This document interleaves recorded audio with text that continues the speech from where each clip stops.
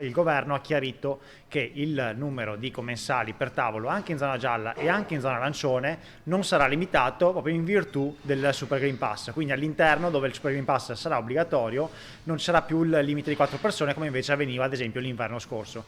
Questo ovviamente è importante farlo sapere a tutti quanti. Gli operatori economici veneti lo stanno ripetendo come un mantra per evitare fuggi e psicosi dell'ultima ora in un momento delicatissimo per consolidare la ripresa del secondo semestre. Con la fascia gialla chi ha il Super Green Pass potrà continuare a fare la vita del bianco, qualcosa cambia per chi ne è sprovvisto. Chi non ha il Super Green Pass può all'esterno nei limiti di 4 e può ancora nel bancone almeno finché rimaniamo in zona gialla.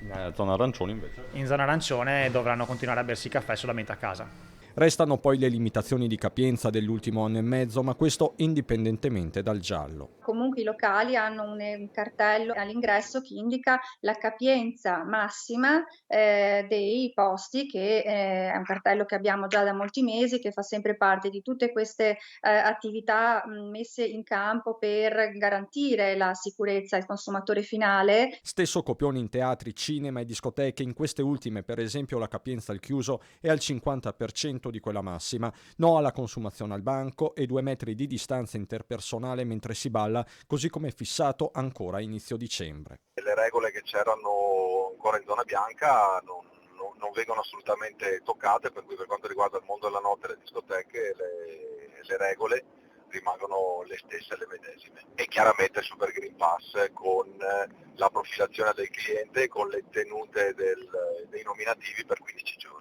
Continuerà invece a essere sufficiente il Green Pass semplice per frequentare musei, mostre, palestre, piscine e strutture ricettive. Soprattutto in montagna le prenotazioni non mancano, almeno per le festività, fa sapere la Federalberghi. A incidere piuttosto è la stretta sui viaggi all'interno dell'Unione Europea. Non capiamo questo ulteriore inasprimento della misura che di fatto ci isola rispetto a quelli che sono attualmente le disposizioni della libera circolazione nei paesi della Comunità Europea. Più in generale l'appello degli operatori è quello di preferire i locali alle feste private. È molto più sicuro stare in un ristorante, stare in un locale controllati e comunque godendosi la giornata con qualcuno che cucina per noi una volta tanto, piuttosto che stare a casa dove purtroppo un abbraccio o un bacio di troppo può diventare veramente dannoso.